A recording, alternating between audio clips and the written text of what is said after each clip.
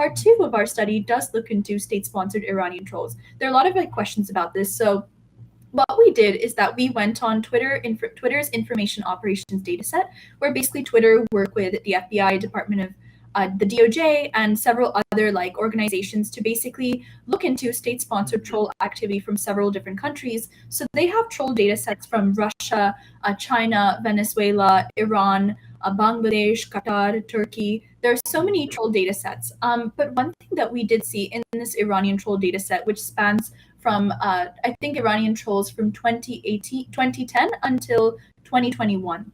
And so it was very interesting looking at these state-sponsored Iranian trolls. So what we had found is that Iranian trolls were pretending to be Pakistani users. And what they would do is, and when I say pretending to be, what it means is they would give themselves a Pakistani name. They would say that they are supporters of Imran Khan and really involved in Pakistani politics. And all of their user descriptions would be like, I love my country, Pakistan Zindabad, all of these types of very Pakistani nationalist slogans. And also then they would set their locations. You know how on Twitter you can say I could say I'm from anywhere, right? The same way that these state-sponsored Iranian trolls would say, I'm from Lahore, I'm from Karachi, I am from Rawalpindi. They would actually set their locations on Twitter and accumulate massive following. So some of these Iranian trolls actually had more than 50,000 followers that they had accumulated before Twitter actually realized that this is a state-sponsored information operation from Iran.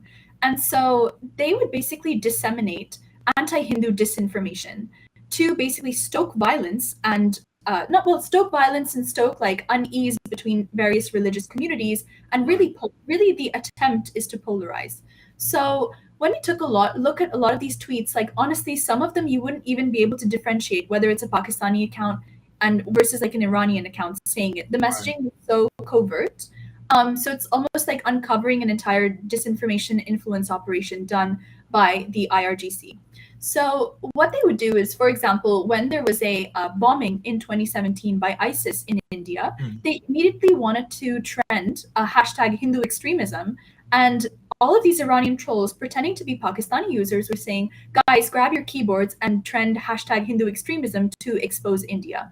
So you see how they wanted to inflame both sides to stoke tension between India and Pakistan. And the same was true during the 2019 surgical strikes. I was actually able to look at certain Iranian tweets, once again pretending to be Pakistani users, talking about the surgical strikes that were taking place. And this happens a lot with several accounts done by the Iranians. And in some cases, we could even see how they were tagging Urdu language television. So they were tagging at Bull Network, calling them to actually cover this. So it's really interesting because I think this is something that no one has really investigated before. Whenever people think of, who does India have geopolitical tension with, it's always Pakistan or other countries, but no one has actually realized that Iran has been responsible for a lot of these information operations on social media. And so and as for the point about human rights, so one other thing that the Iranian trolls would do was pretending to be authentic human rights activists, journalists. Some of their user descriptions were like, I'm a mother of 3. Which is really funny, right? You just wouldn't expect that. And they would pretend to be these human rights journalists operating from New Delhi and Mumbai, basically talking about how India is persecuting its minorities. And what they would do is, pretending to be these human rights activists, they would start tagging CNN, MSNBC, please cover the violence happening in India against minorities. And this is, blatant double standards coming from the Iranian regime itself. So this is very covert anti-Hindu disinformation that has been going on from Iranian trolls, since 2010 and even in 2021.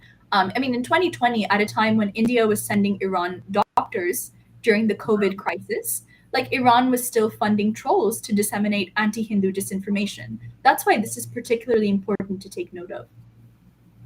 It's a very important thing. I think it's kind of, from what I'm taking, it's still kind of a mystery as to what their motive is behind it. But yeah, it's definitely dangerous, something to watch.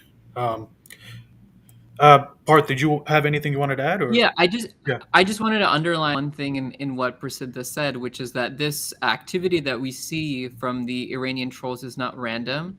It's something that is typically very responsive to current events as they unfold on the ground. I see. So Prasiddha already gave the example of the 2017 Bhopal Ujjain train bombing. You also see them, as I think she also mentioned, respond to the Delhi riots that happened in February of 2020. That's another example. So you see that this army of trolls, state-sponsored trolls from Iran, is highly responsive to current events. So to answer one of your previous questions about how is the Hinduphobic activity we see online related to current events, I think this is at least one set of actors where we know very clearly that there's a high degree of correlation between events as they happen on the ground, geopolitical events, not events that specifically concern a particular individual. So there's a slight difference there in terms of how the general kind of internet population moves and how these trolls move, excuse me. But you do see that there's a high degree of correlation qualitatively. Okay. And I also want to say that a lot of the reasons as to why this could be the case is that this really did spike after India began having closer ties to Israel, because these Iranian trolls are basically also mimicking anti-Semitic disinformation that they've historically been using. Obviously Iran and Israel don't have good relations. They're really using that because India is getting closer to a country like Israel. So we see that this they're basically borrowing tropes from anti-Semitic disinformation too. So it's like the same playbook, essentially. They're using it on Hindus. I see. Wow, that is dangerous.